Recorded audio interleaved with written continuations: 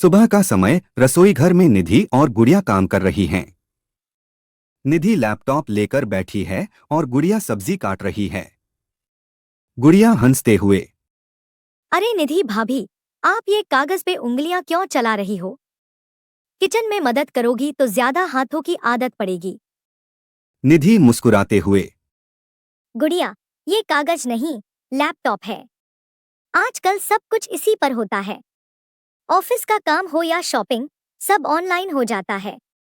तुम्हें भी सीखना चाहिए, बहुत काम आता है। मुझे तो ये चूल्हा और बेलन से ही मतलब है भाभी। अरे हमरे गांव में तो ये सब नहीं चलता। सादी सादी जिंदगी है, सब अपन हाथों से करते हैं। सासू माँ रसोई में प्रवेश करती हुई, क्या बातें हो रही हैं, बहुओं? गुड़िया, तुझे सिखाया नहीं कि बड़े घरों में इस तरह की बातें नहीं होती? निधि, तू कुछ मदद क्यों नहीं करती? देख तो गुड़िया अकेले कितना काम कर रही है। निधि शांत स्वर में, मान जी, मैं अपने ऑफिस का काम निपटा रही हूँ।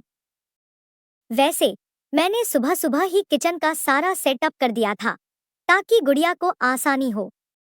गुड़िया झिझकते हुए, नहीं नहीं अम्मा, भाभी ने सब तैयार कर दिया था। मैं तो बस अपना काम कर रही हूँ। भूमि, मैं तो कहती हूँ कि घर की बहू का असली काम घर संभालना होता है। ये ऑफिस के चक्कर में घर की जिम्मेदारियां छूट जाती हैं। ससुर जी बाहर से आते हैं, सारा माहौल देखकर मुस्कुराते हैं। ससुर जी मजाक करते हुए, अरे भाई सासू माँ, आजकल की बहुएं घर भी संभालती हैं और ऑफिस भी।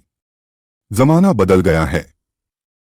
हर चीज का काम अब हाथ से नहीं होता, कंप्यूटर का भी इस्तेमाल होता है। गुड़िया निवेदन करते हुए, बाबूजी, हम तो पुराने जमाने के हैं। हमें तो इन नई चीजों का कोई ज्ञान नहीं। हम तो बस वही करते हैं जो हमें आता है। गुड़िया, तुम सीखना चाहोगी? मैं तुम्हें धीरे धीरे सब सिखा सकती हूँ ताकि तुम्हें भी समझ आए कि दुनिया कितनी तेजी से बदल रही है। गुड़िया थोड़ा संकोच करते हुए, सच में भाभी, हमको तो डर लगता है इन सब से, लेकिन अगर आप सिखाएंगी तो हम जरूर कोशिश करेंगे। सासू माँ आश्चर्यचकित होकर, तू ये क्या कह रही है, गुड़िया? हमार बहू कंप्यूटर पे काम करेगी? मांग जी, जमाना बदल रहा है। गुड़िया का सीखना उसके लिए फायदेमंद होगा।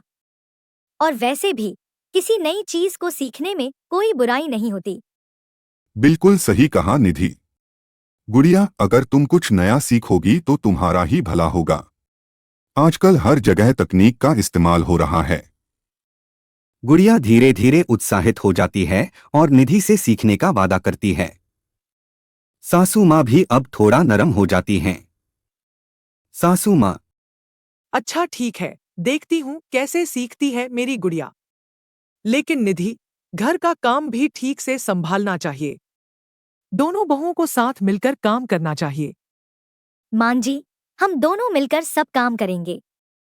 गुड़िया को भी सिखाऊंगी और खुद भी सीखूंगी कि परंपरागत तरीके कैसे होते हैं। भाभी, आप बेलन चलाना सीख लो, मैं कंप्यूटर चलाना सीख लूंगी। सब हंसते हैं और एक दूसरे के साथ काम करने का फैसला करते हैं।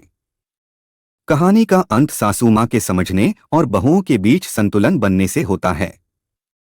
कहानी का संदेश: परंपरागत और आधुनिकता में टकराव जरूर हो सकता है, लेकिन एक दूसरे से सीखकर और साथ काम करके संतुलन बनाना सबसे महत्वपूर्ण होता है।